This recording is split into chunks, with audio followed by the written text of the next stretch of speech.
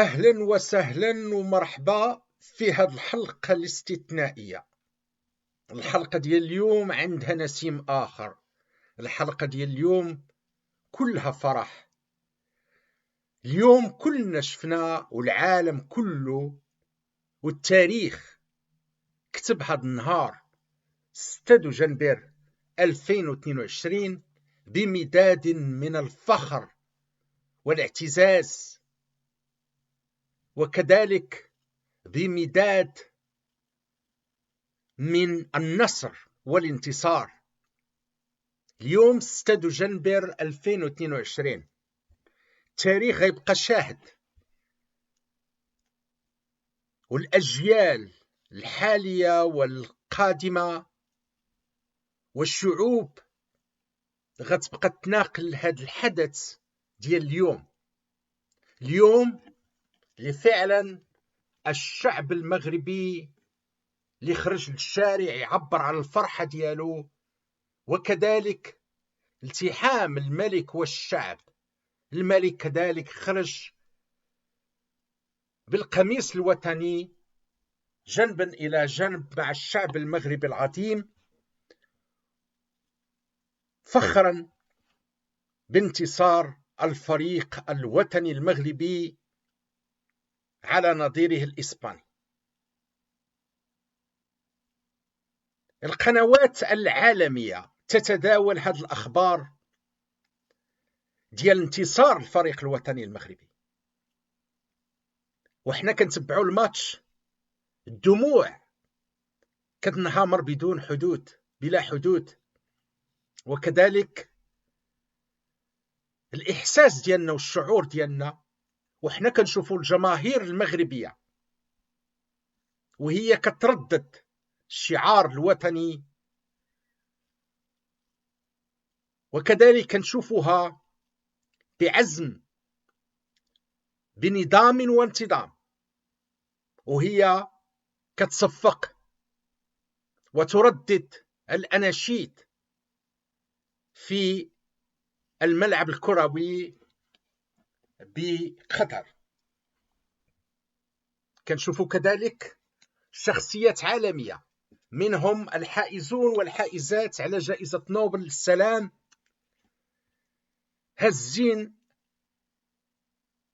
الراية المغربية. كنشوفوا كذلك صحفيين دوليين بجميع اللغات أنهم انبهروا بالتقنيات ديال الفريق الوطني وبالأخلاق العالية ديال اللاعبين ديال الفريق الوطني المغربي. كنشوفوا صحفيين رياضيين في قنوات دولية عالمية كيصيفطوا التهاني وكيأكدوا بأن الفريق الوطني المغربي فريق اليوم اعطى الدرس في الاستماتة، في اللعب، بروح وطنية عالية، في معركة رياضية ساخنة. اليوم وهذا الانتصار ديال الفريق الوطني المغربي باستحقاق أبان على التحام المغاربة في المهجر وفي الداخل، والتحام الملك والشعب، والتحام جميع الفئات المغربية تحت الراية المغربية، وكذلك في أجواء ديال الفرح وفي أجواء ديال الوحدة. وحلمنا الآن وهو لم لا الحصول على كأس العالم. فمتمنياتنا من القلب بالنصر للمنتخب الوطني المغربي في اللقاءات القادمة. وهنيئا مرة أخرى للشعب المغربي العظيم وللملك ولجميع الساهرين لإنجاح هذا العرس التظاهري الرائع. كما لا يمكن أن ننسى أن ننوه بالتنظيم الرائع لدولة قطر العظيمة ولأمراء قطر الذين أبانوا عن حبهم واعتزازهم وفخرهم بالمغرب وبالمغاربة. هنيئا لكل الشعوب التي تضامنت من المحيط إلى الخليج، وهنيئا للشعب المغربي العظيم الذي أبان عن قوة الاتحاد. إذن ما بقي لنا اليوم إلا أن نقول نريد فرحة كاملة. وأوجه بالمناسبة كلمة هاته للملك محمد السادس مرة أخرى صاحب الجلالة. كم كان شعوري وكانت دموعي تهبط عندما رأيتكم في سيارتكم عبر وسائل التواصل الاجتماعي وأنتم تجوبون شارع العاصمة، والمواطنون والمواطنات من كل جانب والعلم المغربي في يدكم، وأنتم كذلك تشاركون هذه الفرحة بروح وطنية عالية. كم تمنيت أن تكون نفس الفرحة ونفس المشهد ونفس الأفراح ونفس المشاهد وأنتم تأمرون بل تعفون عن معتقل الرأي في المغرب، لأنه ألم في قلوبنا.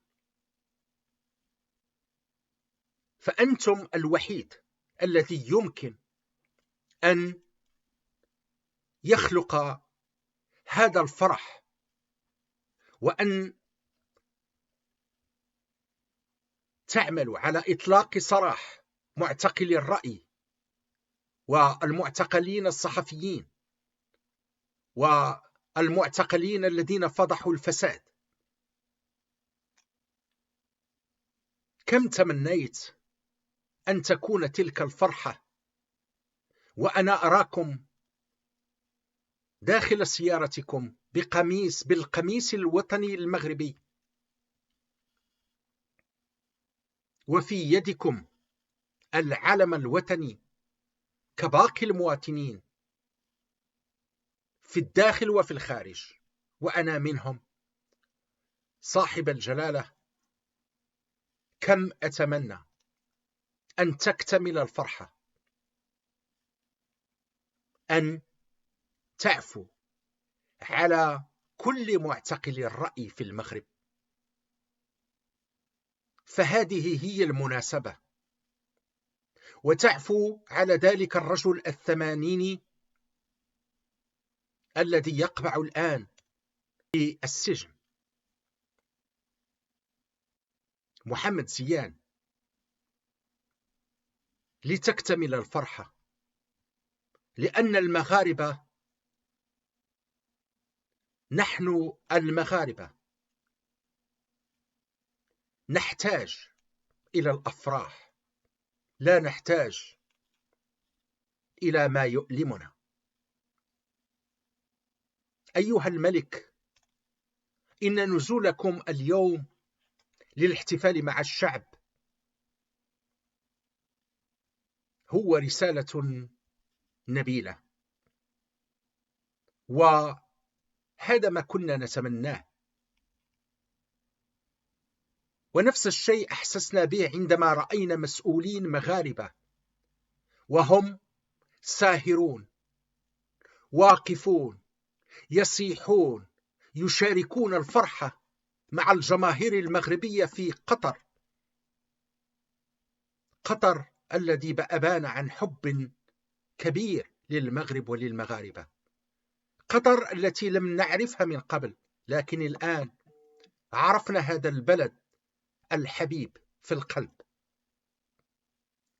صاحب الجلالة، أرجوكم باسم الانتصار والفرحة أن تحققوا للمغرب الآن وللمغاربة في الداخل وفي الخارج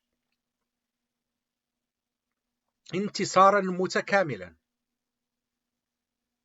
بإطلاق سراح المعتقلين، معتقلي الرأي والصحفيين الذين دافعوا بكل ما في جهدهم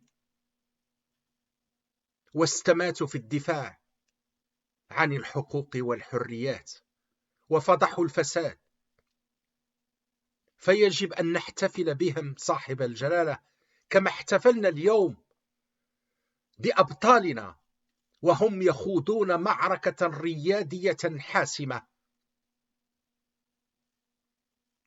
كما احتفلنا وهم يدافعون بكل الغالي والنفيس من أجل الانتصار.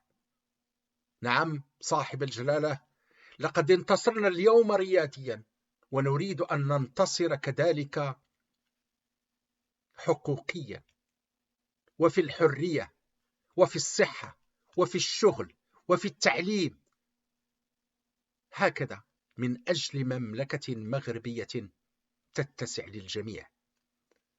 حفظ الله الشعب المغربي والملك محمد السادس والمنتخب الوطني المغربي، وديما ديما المغرب، وإلى لقاء آخر ونجاحات أخرى. كان معكم مدير صوت المغرب نيوز، محتفلا بالانتصار التاريخي للفريق الوطني المغربي بقطر، مع أجمل التهاني ومع أجمل المتمنيات ومزيدا من التألق والنجاح. واليوم لنا حلم كبير جدا، وهو كأس العالم، وحلم إطلاق سراح جميع معتقلي الرأي. إلى هنا أحييكم، وإلى حلقة قادمة. كنتم مع صوت المغرب نيوز من خارج أرض الوطن، مع تحياتي وإلى اللقاء.